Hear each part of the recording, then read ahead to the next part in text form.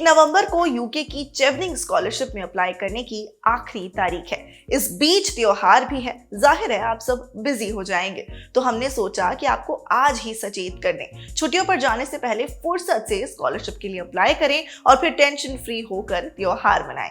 नमस्कार, मैं हूं मानसी और आप देखना शुरू कर चुके हैं रंगरूट शो। आज शो शुरू करने से पहले बात करते हैं सबके काम की। कल ग्लोबल हैंड वॉशिंग डे है।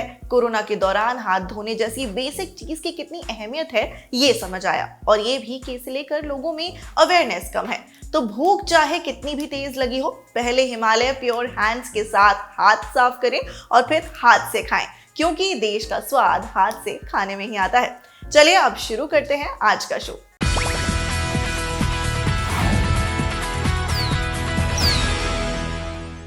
चेवनिंग स्कॉलरशिप यूनाइटेड किंगडम गवर्नमेंट का इंटरनेशनल स्कॉलरशिप प्रोग्राम है। ये scholarship British Foreign and Commonwealth Office द्वारा दी जाती है। इसके जरिए दुनिया भर के 160 से ज्यादा देशों के स्टूडेंट्स को यूके की किसी भी यूनिवर्सिटी में पढ़ने का मौका मिलता है। ये स्कॉलरशिप 1 साल के मास्टर्स प्रोग्राम के लिए है, जो पूरा फाइनेंशियल सपोर्ट देती है, यानी कि आपके वीजा से लेकर ट्रैवल, रहना, खाना, ट्यूशन फीस और किताबों का खर्च भी यूके सरकार की जिम्मेदारी होती है। इसे यूनाइटेड किंगडम की सरकार ने साल 1983 में शुरू किया था। यह अब दुनिया के सबसे जाने माने और प्रेस्टिजियस इंटरनेशनल स्कॉलरशिप प्रोग्राम्स में से एक है। 1983 से लेकर अब तक इस प्रोग्राम का फायदा भारत के 3,500 से ज्यादा स्कॉलर्स को मिल चुका है। वहीं दुनिया भर में चेवनिंग के 50,000 से ज्यादा एलुमनाई हैं। 2023 से 24 के सेशन के लिए चेवनिंग फेलोशिप दुनिया भर के 1,500 छात्रों को स्कॉलरशिप ऑफर कर रहा है। इसमें से 100 स्कॉलरशिप्स भारतीय स्टूडेंट्स को दी जाएंगी। चेवनिंग स्कॉलरशिप के लिए अप्लाई करने की आखिरी तारीख में लगभग 15 दिन बचे हैं।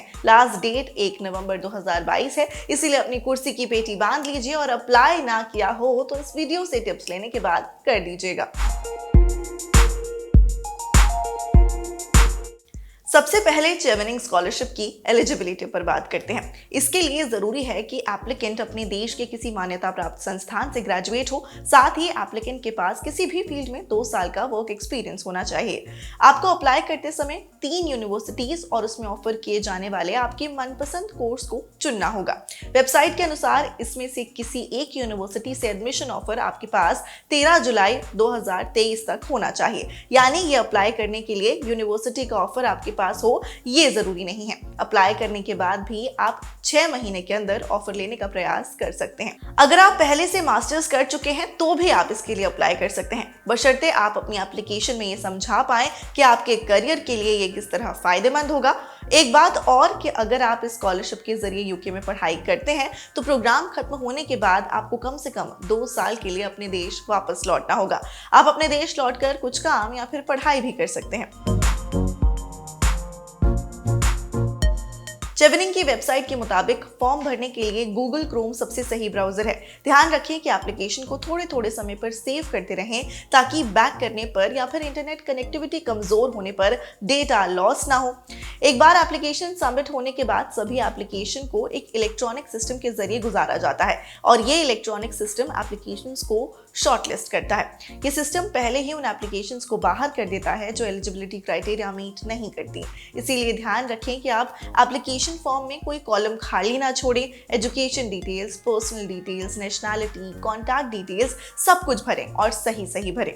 इसके अलावा एक ही बात 2 बार लिखने से बचें। वर्क एक्सपीरियंस एलिजिबिलिटी क्राइटेरिया के हिसाब से हो, यानी कि कम से कम 2 साल या उससे ज्यादा।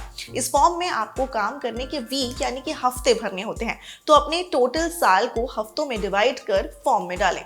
एप्लीकेशन में आपको अपनी डिटेल्स के साथ अपने बारे में बताते हुए एक लेख लिखना होता है, और ये भी कि इस प्रोग्राम के लिए आप ही को क्यों चुना जाए। ध्यान रखिए कि ये सबसे जरूरी हिस्सों में से एक है। इसमें स्पेलिंग और ग्रामेटिकल मिस्टेक्स ना करें और बेहतर से बेहतर तरह अपनी थॉट्स को शब्दों में उतारने की कोशिश करें।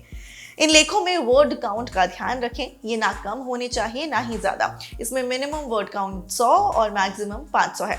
और हाँ, अपने लेखों को कहीं से कॉपी पेस्ट मत करिएगा। इलेक्ट्रॉनिक सिस्टम इसका पता लगा लेगा और आपकी एप्लीकेशन खारिज हो जाएगी। फॉर्म आपको सिर्फ अंग्रेजी भाषा में ही भरना होता है, तो किसी भी और लैंग्वेज का इस्तेमाल ना करें। अगर ऐसा करते हैं तो भी इलेक्ट्रॉनिक सिस्टम आपकी एप्लीकेशन को खारिज कर देगा। इसके अलावा एप्लीकेशन का एक बहुत अहम हिस्सा है रेफरेंसेस। आपको अपनी एप्लीकेशन के साथ 2 लोगों के नाम देने होंगे जो आपको इस फेलोशिप के लिए रेफर कर सकें और आपकी स्ट्रेंथ बता सकें। ये रेफरेंसेस आपके प्रोफेशनल या एकेडमिक एरिया मीडिया के लोग हो सकते हैं, जैसे कि आपके manager, team lead, professor, department head वगैरह। ध्यान रहे कि आपके रिश्तेदार या फिर आपके दोस्त का नाम आप रेफरेंसेस में नहीं दे सकते, ये लोग आपके रेफरेंस नहीं हो सकते। साल दर साल विदेश में पढ़ने के लिए जाने वाले भारतीय छात्रों की संख्या बढ़ रही है। इंडियन एक्सप्रेस की एक रिपोर्ट के मुताबिक जून 2021 से जून 2022 वाले सेशन में भारतीय नागरिकों को लगभग 1,18,000 स्टूडेंट वीजा जारी किए गए थे, जो किसी भी अन्य देश की तुलना में काफी ज्यादा है। तो शायद इस साल आपकी बारी हो। आज रंगरूट शो में इतना ही। All the best. अपने सवाल आप हमसे कमेंट्स बॉक्स में पूछ सकते हैं। अपना ख्याल रखिएगा और देखते रहिए रंगरूट।